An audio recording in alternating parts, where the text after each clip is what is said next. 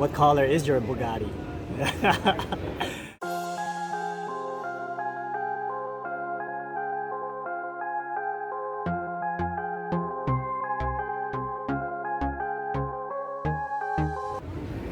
What up, loved ones? What it do? Spotty Young right here. You know where I'm from.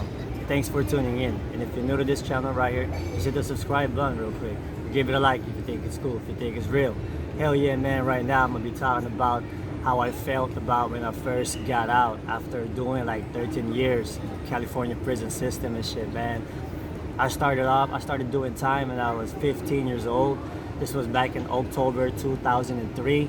And then 13 years later is when I got out. So the whole time I was in the pen, I was just, I grew up in there basically, man, from 15 years old till I was like 26 when I got out. So the first day I remember, right? Bam, it was like, it's been a long time coming and shit. I just, you know what I mean? It's been a while since I hit the real world. And then they took me like in this little van and shit from Arizona INS. And then they drove me all the way to LAX. Because they were gonna fucking send me back straight to the Philippines and shit, right?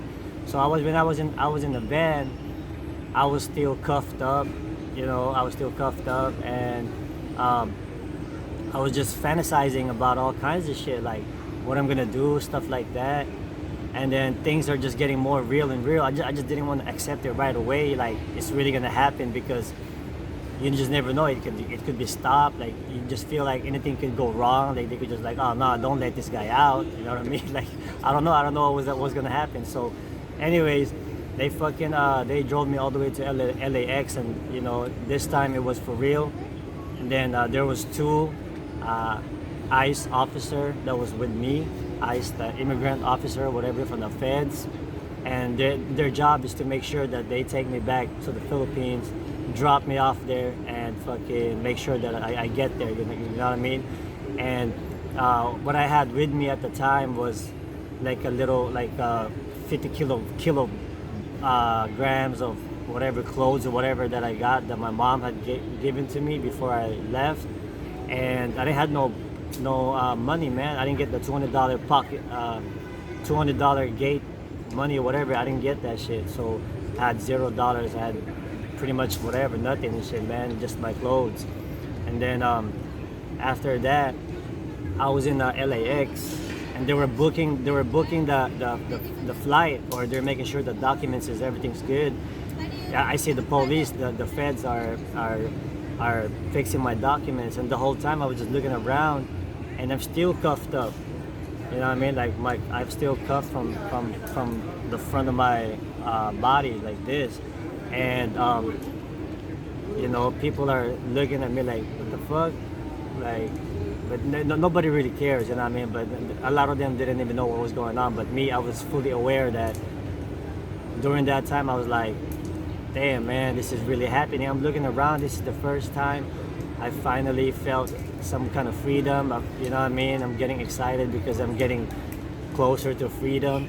And I'm not gonna lie, man, I was thinking about if they're gonna catch me, if I was to just book it, like right there on the spot, like can I just escape right here? Can I just run and somehow get away, and they're not gonna fucking catch me and shit? I'm gonna stay here in America. They don't gotta send me back to the Philippines. Like, can I just do that? And looking around, like I think they're gonna catch me. Like even if they don't catch me, so I somehow get away, they're gonna catch me sometime down the line, and they're gonna end up giving me life or giving me fucking whatever for trying to escape, whatever and shit, right? But that's what I was thinking though. So anyways, when we was in LAX waiting for our plane to pick us up, we were at the they made me go to this little restaurant, and fucking they bought me a burger, man. They said, hey, what you want to eat? I was like, what, on the house? Like, yeah, man. So I'm like, damn, this foods are hella cool. The two police were like, yeah, for sure, I want a burger or something. So we all ate the same thing. It's kind of like a burger fries meal, I remember, and I was just eating it. And for me, the taste, I wasn't really like I don't chase the taste of food, because I go by this warrior code that I go by. I don't chase the pleasure from the food. So, but me, I just appreciate that I'm eating something that's not from prison and shit, something different, you know. So I was just enjoying that shit, and while I was eating it, I'm still looking around like, damn, I still can't believe I'm fucking free now and shit, man. Like, all they gotta do is just go with it, take me to the plane, so I can get the fuck out of here and shit, man. Get this shit over with and shit, you know. So, anyways, I'm looking at them. We're chopping it up. They were just cool. They were telling me stories about other folks that they've already sent back. They said everything was smooth, no problem. Nobody tried to run away. You know, everybody wanted their freedom. You know what I mean? So I was like, damn, that's the business, man. And then finally, my time is up, and we were going through the process, going through the line, through the process. They're checking in my bag, whatever and shit. And then we went to the plane. And then inside the plane, I was surprised that these two officers or ICE officer was still with me. I was like, what the fuck? So I guess that's just how it is. You know, they take you, they come with you. So I had two of them. I got escorted by two of them. So when we sat down in the plane, one of them was on my right and one of them was on my left. Like, you know what I mean? I was like a VIP status and shit. Like, you know what I'm talking about? But the whole time I wasn't paying no mind. I don't care if I was escorted by the police. All I care about was my fucking freedom. That's what I remember. That's what I was thinking and shit, man. And then on the plane, this was like, I think it was like a 14, 16 hour flight straight. That's from what I remember, because this was back in 2016, right? So I'm in the plane, and I remember on the plane, they got the little DVD shot, like you know, at the back of the seat where you can watch whatever movies that they have right there, whatever music that you can listen to. They got that shit right there. So I'm watching whatever movie, just browsing through, trying to pass time, you know. And then if I gotta take a piss, I gotta get escorted just to take a piss. You know, I mean, they still treat me like I'm still like a high risk. Like, you never know, I might try to hostage somebody, I don't want to go back to my country, like whatever and shit. You know what I mean? Like, so I don't know. But me, I wasn't thinking about none of that, because I don't want to do any more time. I just want to fucking get the fuck out and just, you know what I mean, like be with my family, start my life over. Luckily, I'm still young, because luckily I came in the system when I was 15, did 13 years straight. I still got my years ahead of me. I still got a good chance. So that's what I was thinking. I'm just looking at optimistic type of shit, like being positive, because like being negative was just not an option for me. Otherwise, I would have just became a doofy and piece it up, whatever and shit. You know what I mean? So yeah. So anyways, I was in good shape. You know, I was still young. I believe like 26, I think, when I got out, and I still, like I said, I still got my life ahead of me. So looking forward to the Philippines, and then after that flight. It was tiring. It was tiring because it was like a 14, 16 hour flight, and I was just sitting down the whole time. I only to get up if you want to take a piss or whatever and shit. And then finally we landed to Naiya, which is a national, what is that? Aquino, whatever and shit. The airport here in the Philippines, Naiya. And then right then and there, they were already processing me out in the line. There's still the two police, the two ICE officers were still with me and shit. And then when they were walking me down all the way to the fucking line until after we got out, that's when we said our goodbyes. And then the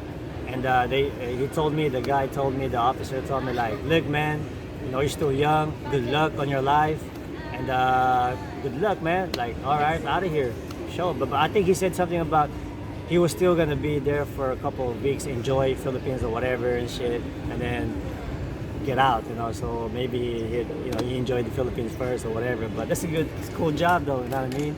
So anyways, I wasn't thinking about him. I'm just thinking about my fucking future ahead and shit, right? But at the time, I still had my prison clothes on, like, you know, your sweater, your sweats, whatever, your shoes. So I had to. I remember I got some good Nike shoes and some cool clothes right there in my little bag and shit. And then, what do you call this? I went straight to the bathroom first. First thing I did was take off all my fucking dumbass prison clothes, and then put on my fucking, what's this called? The clothes that I had that my mom had gave me and shit, you know, whatever extra clothes that that you're allowed to get from the little bag. And then I was in the bathroom just changing, right?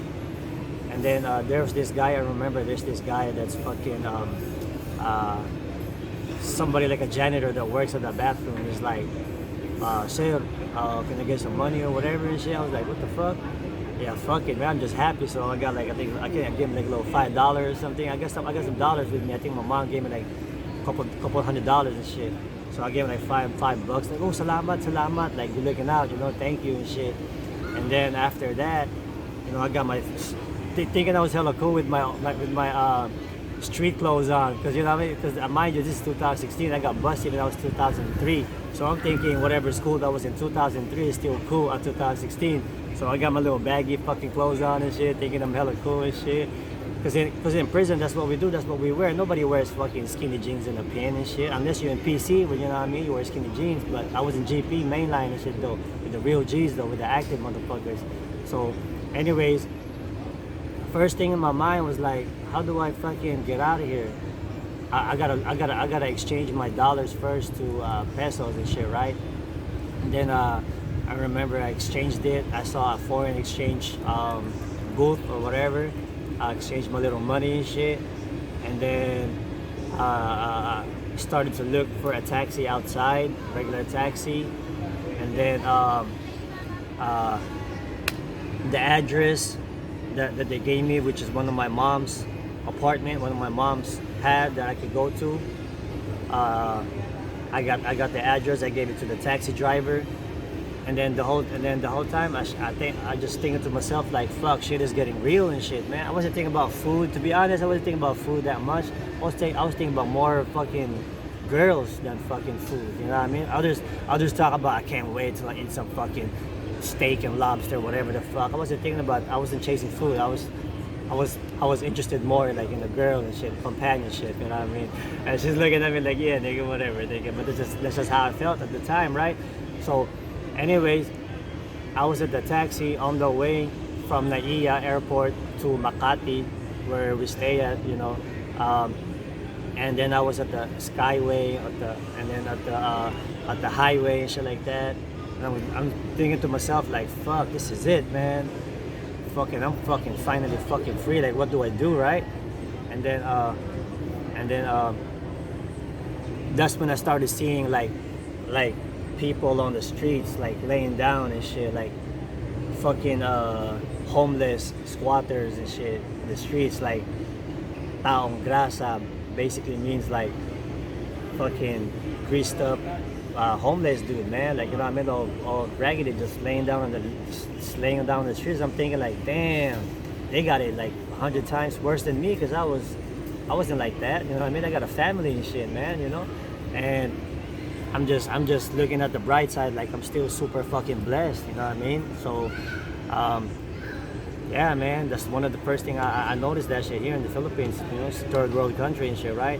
So I finally came to the pad, to the Makati, and then on some of the apartments, that's where my auntie lived, and then she embraced me. Oh shit, oh my god, that's you, oh you grew up and shit, right?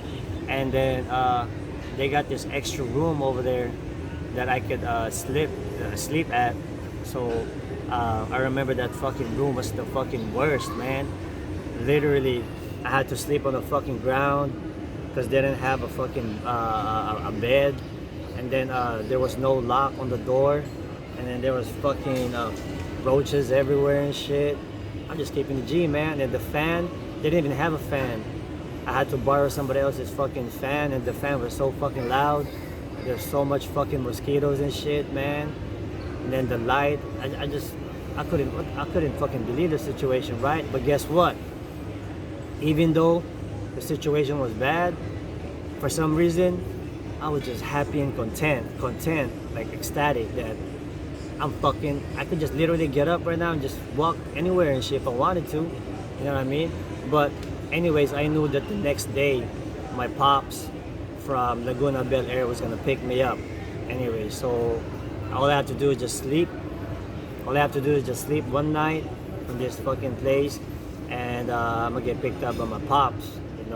So fucking yeah, man. But I was still fucking happy as fuck, you know. Just I just couldn't believe it. And then the next day, sure enough, you know, my pops picked me up and then took me to his cool spot, which is the Laguna Bel Air and shit in Santa Rosa, which is a different place. And I stayed there for like a month, just being a bum, no job, unemployed. Every day in the gym, every day, I was still getting my money. I'm still, for some reason, I still got that mindset. Like any motherfucker and shit, it doesn't matter who looks at me, I will look at him bad too, and then I'm not gonna take away my look. Like basically, I'm just mad dogging people. Like I'm still like kind of like my heart is still kind of like mad at the world that, you know what I mean, for what happened to me, and I want to fight everybody and shit. Like I don't give a fuck, you know. Like I was a little kid back in the streets, but that was my mindset back in 2016. Always have my shoes on, always have a weapon with me, always, like, you know, thinking it's fucking war zone, thinking it's the 4 yard, thinking it's, but it's not. It wasn't like that, you know. So I came a long way. I used to ride the motherfucking jeepneys. I had nothing. My folks would just shoot me some money here and there just for me to survive, for me to eat whatever food that I want. And then I had to literally work myself, you know, work as a fucking real estate seller. You know, one of my cousin told me, like, you know, try this fucking job, and then after that, you know, I'm still here. And there's a huge difference from what I started it back in 2016 to right now, 2022. So, you know what I mean? Anything's possible, man. I believe I'm just getting started this shit. I'm not gonna stop until, of course, I'm able to say, what color is your Bugatti? You know what I mean? So yeah, man. Right now I'm 2022. I'm 34. I got out when I was 26, and so far so good. Still focused, still disciplined. I believe I'm stronger than ever now and shit, man. You know, learned a lot here in the real world, but nevertheless, still go with the same code, and hopefully, go with the same fucking code, which is warrior code until death. You know, so top G mindset till death. You know what I'm talking about? And I believe I have a good purpose on why I'm breathing, and maybe later on down the line they're gonna try to whatever drop me and shit because of what I stand for, but I don't think anytime soon. You know what I mean? So yeah. So that was my that was my experience, man. And with that being said, y'all know what time it is. Say what you mean and mean what you say, because real recognize real, homeboy. I'm out of here, man.